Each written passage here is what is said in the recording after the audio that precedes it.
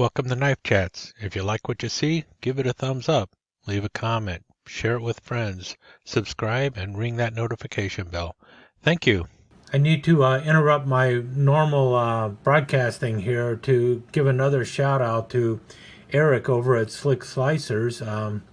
As you may have noticed, it seems like the two of us keep swapping knives, and this has happened once again.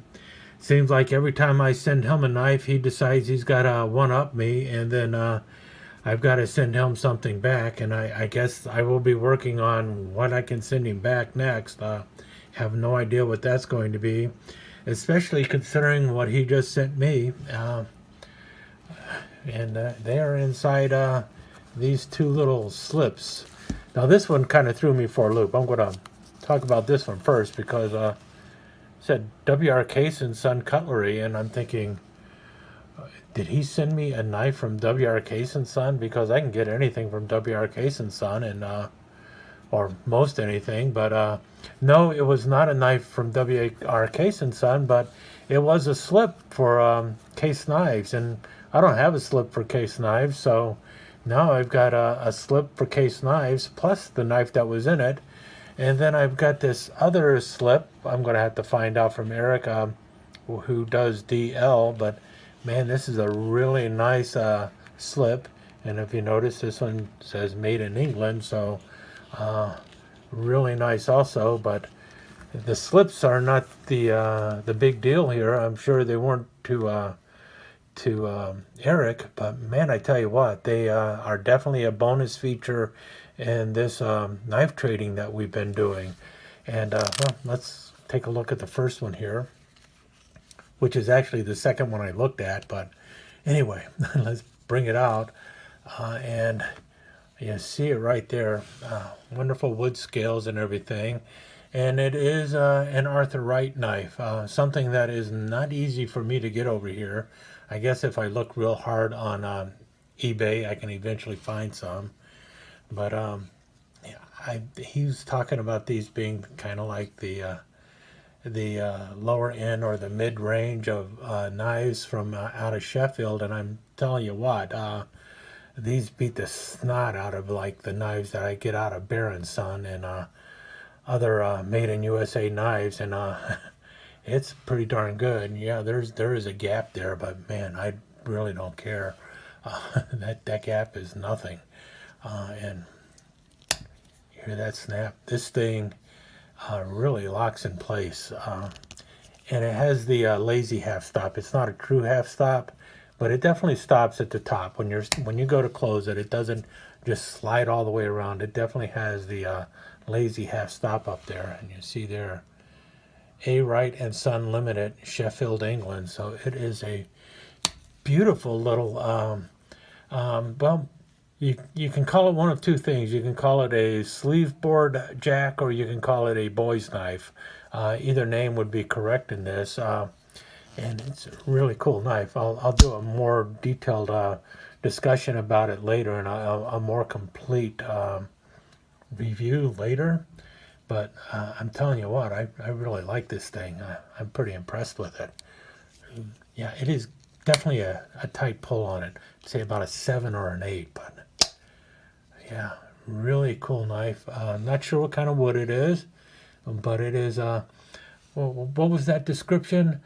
A hardwood handle from a 1,000 pieces of wood from Spain or something like that. That was such a cool name that he gave for a handle. So I guess that's what it is. At this point, at least, as far as I know, it's a nice nondescript hardwood, but it's got some really good grain in it. So anyway, I'll give a better description later on that. But really cool boy's knife from Eric. And then the other knife is right here, and I guess you can probably kind of make that out right away. The classic English lamb's foot. And Eric knows a whole lot more about the lamb's foot knives than I do, but man, is that a beauty. And again, this is a nice wood handle. It looks very dark, like an ebony. And again, A. Wright and Son Limited, Sheffield, England. and really nice. It's got the brass liners, brass pins, nickel silver bolster, and it does have a little bit of a pinch up there on the top.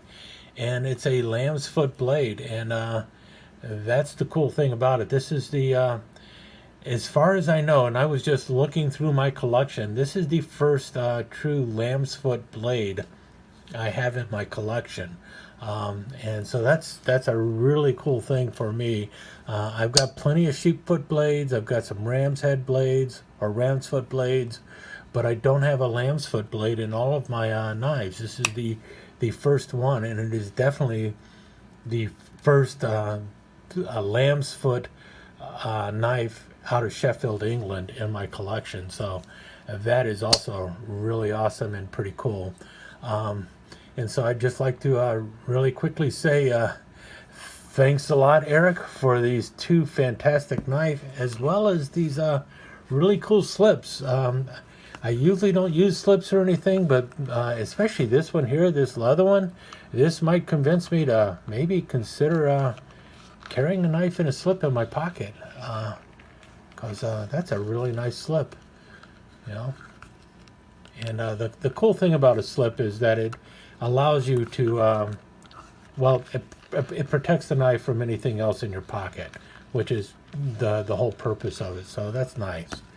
Anyway, yeah, I'll give a more complete review on both of these knives in the future. But right now, I just want to say thanks again, Eric, for a really excellent sleeve board jack and a really excellent looking lamb's foot, my very first lamb's foot knife out of Sheffield, England.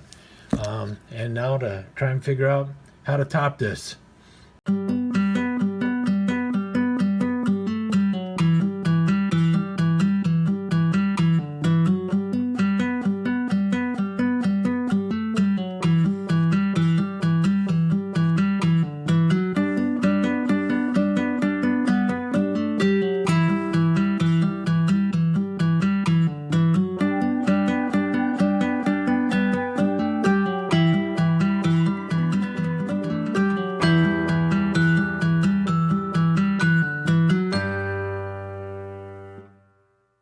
Thank you for visiting Knife Chats. I hope you enjoyed your time here.